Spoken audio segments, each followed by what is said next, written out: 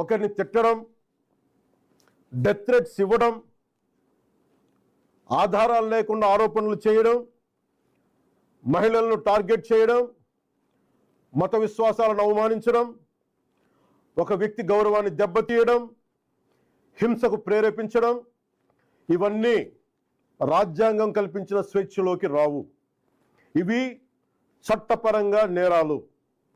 గత కొన్నేళ్లుగా social media దుర్వినియోగం ఆందోళన కలిగించే స్థాయికి చేరుకుంది.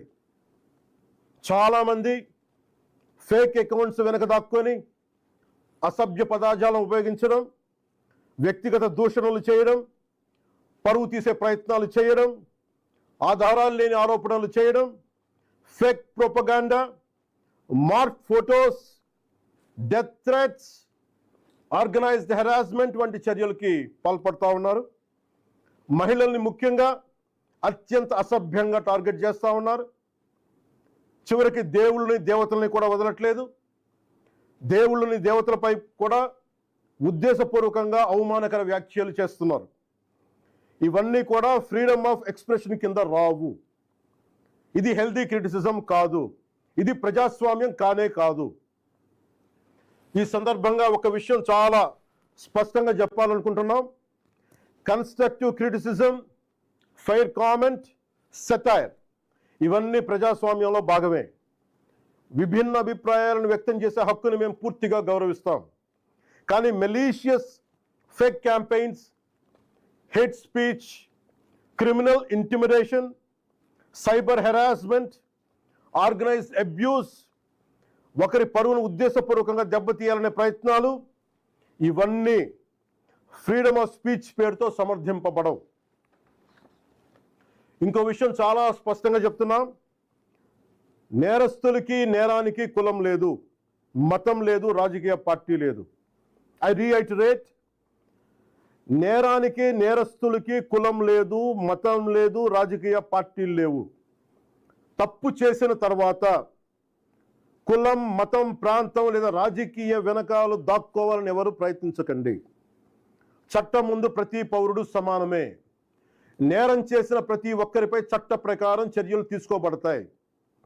సోషల్ మీడియా దుర్వినియోగం వల్ల ఇబ్బందులు ఎదుర్కొంటున్న ప్రతి ఒక్కరికి ఈ సందర్భంగా నేను ఒక మాట చెప్తా ఉన్నాను. మీరెవ్వరూ ఒంటరి వారు కాదు. మీకు ప్రభుత్వం అండగా ఉంటుంది. డిప్యూటీ చీఫ్ మినిస్టర్ ఆఫీస్లో సోషల్ మీడియా దుర్వినియోగానికి సంబంధించిన ఫిర్యాదులు స్వీకరించేందుకు ప్రత్యేక వ్యవస్థని ఏర్పాటు చేయబోతున్నాం. స్క్రీన్ షాట్స్, లింక్స్, వీడియోస్ లేదా ఇతర డిజిటల్ ఎవిడెన్స్తో ఫిర్యాదు చేయవచ్చు. ప్రతి జెన్యూన్ కంప్లైంట్ను పరిశీలించి సంబంధిత అధికారులకు పంపించి చట్టపరమైన చర్యలు తీసుకునేలా చేస్తాం. అలాగే పదే పదే ఫేక్ అకౌంట్స్ ద్వారా దుర్వినియోగానికి పాల్పడుతున్న వారిని గుర్తించి వారి వివరాలని ప్రభుత్వానికి అందించాలని బాధ్యత గల పౌరులుగా కోరుకుంటున్నాను. ఇది కేవలం ప్రభుత్వ బాధ్యత మాత్రమే కాదు, మీ అందరి బాధ్యత, మనందరి బాధ్యత. ఇలాంటి నేరాలకి పాల్పడిన వారిపై భారతీయ న్యాయ సంహిత బిఎన్ఎస్, భారతీయ నాగరిక్ సురక్షా సంహిత బిఎన్ఎస్ఎస్, ఇన్ఫర్మేషన్ టెక్నాలజీ యాక్ట్ 2000 మరియు ఇతర సంబంధిత చట్టాల ప్రకారం కఠినమైన చర్యలు తీసుకుంటాం. కేసు స్వభావాన్ని బట్టి BNS section 351 death threats, criminal intimidation, anonymous threats.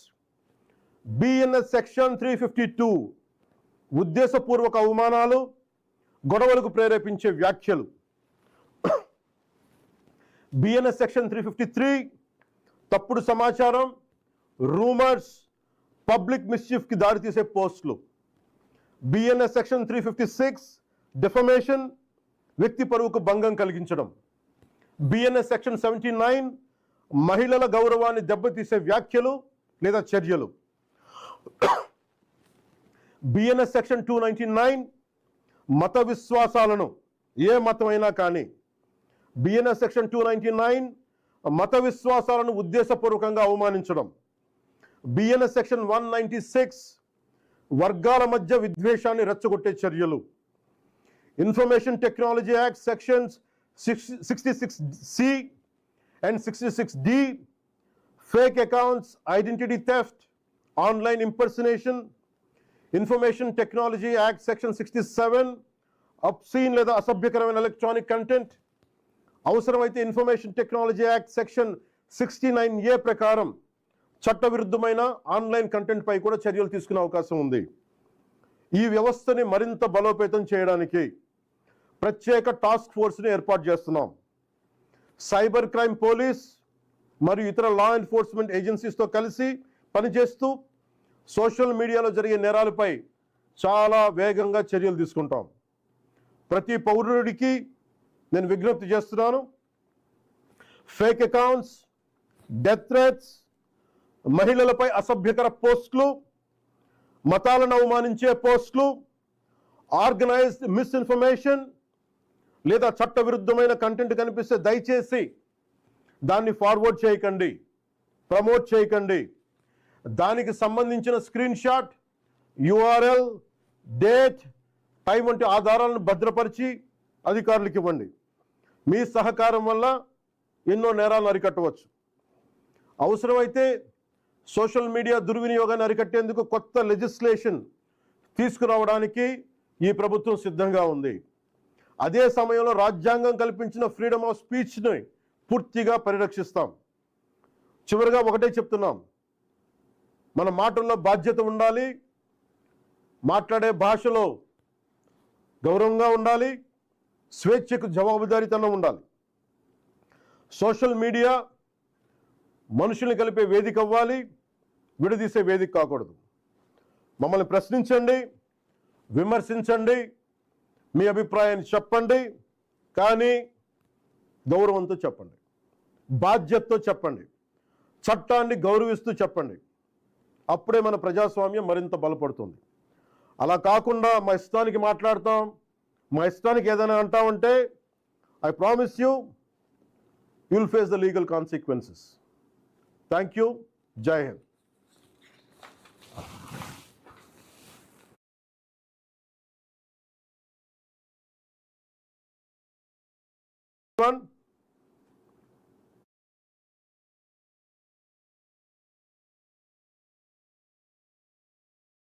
Today I want to